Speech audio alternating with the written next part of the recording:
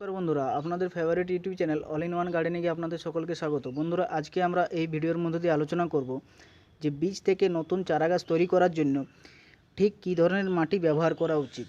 তো এই মাটির রেশিও কী হবে, কী জিনিস কী কত অনুপাতে আমাদেরকে মিক্স করতে হবে, সেই বিষয় নিয়ে আজকে এই ভিডিও। তো ভিডিওটি প্রথম থেকে শেষ পর্যন্ত দেখুন সম্পূর্ণ বিষয়টি ভালোভাবে বোঝার জন্য। তো বীজ থেকে চারাগাছ তৈরি করার জন্য যে উপাদানগুলো আমাদের প্রয়োজন মাটি তৈরির জন্য, সেগুলো হচ্ছে 1 ভাগ কোকোপিট, 1 ভাগ ধানের ভুসি বা ধানের খোসা, 1 ভাগ বালি, যে কোনো সাধারণ বালি, এটা বাড়ি তৈরির যে কনস্ট্রাকশনের কাজ ব্যবহৃত সেই বালি, 1 ভাগ গার্ডেন সয়েল বা সাধারণ মাটি। এই মাটি অবশ্যই চালনির সাহায্যে চেলে নেওয়া প্রয়োজন, কেননা এর মধ্যে যেন কোনো পাথর বা মাটির ডেলা অংশ না থাকে। এবং 1 ভাগ ভার্মি কম্পোস্ট বা 1 ভাগ আপনার জৈব কম্পোস্ট বা 1 বছরের পুরনো গোবর আপনারা ব্যবহার করতে পারেন। তো আমি এখানে 1 বছরের পুরনো পাতা পচা সার বা জৈব কম্পোস্ট আমি ব্যবহার করছি। তো আমাদেরকে কী করতে হবে, এই সমস্ত যে উপাদানগুলো এগুলো ভালোভাবে মিশিয়ে নিতে হবে। তো দেখাচ্ছি আপনাদের।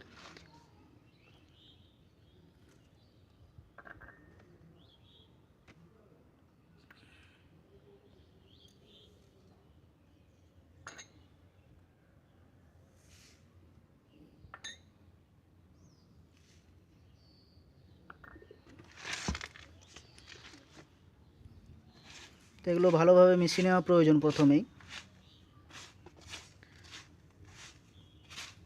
তো এই বীজতলা তৈরির জন্য যে মাটি প্রয়োজন সেটি খুব উর্বর হওয়া প্রয়োজন, তাই এখানে ধানের ভুসি এবং কোকোপিট দুটোই ব্যবহার করা হয়েছে।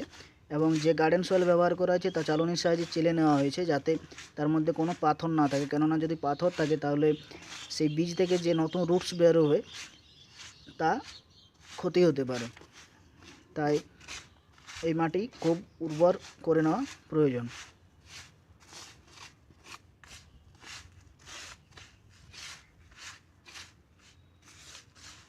তো দেখুন সমস্ত উপাদানগুলো আমি ভালোভাবে মিশিয়ে নিয়েছি।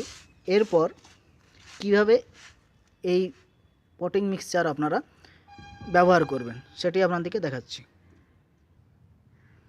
তো বীজতলা আমাদের অবশ্যই কোনো একটি কন্টেনারের মধ্যে করে নেওয়া উচিত। যেমন এখানে আমি একটি প্লাস্টিকের গ্লাস ব্যবহার করেছি।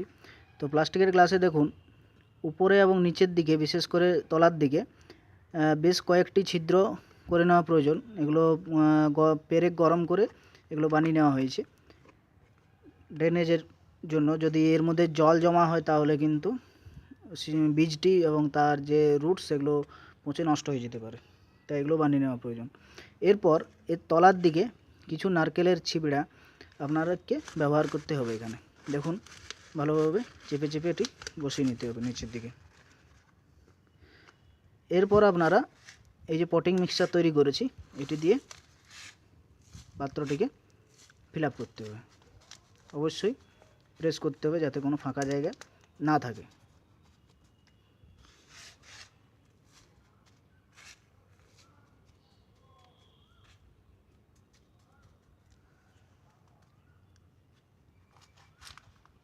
এরপর এর মধ্যে আপনাদেরকে একটি বীজ দিতে হবে। দেখুন আমি এখানে একটি বীজ দেখাচ্ছি, এই যে বীজটি আমি ব্যবহার করছি। মাঝ বরাবর বীজটি দিতে হবে এবং তার উপরে হালকা করে পটিং মিক্সচার দিয়ে এটিকে ঢাকা দিয়ে দিতে হবে।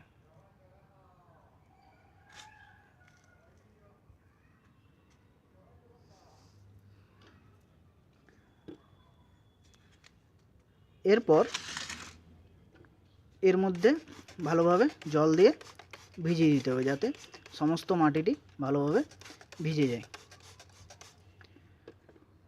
তো কিছুদিন পরে এর থেকে নতুন গাছ বের হবে এবং যে রুটস এই মাটির মধ্যে খুব ভালোভাবে ডেভেলপ হবে।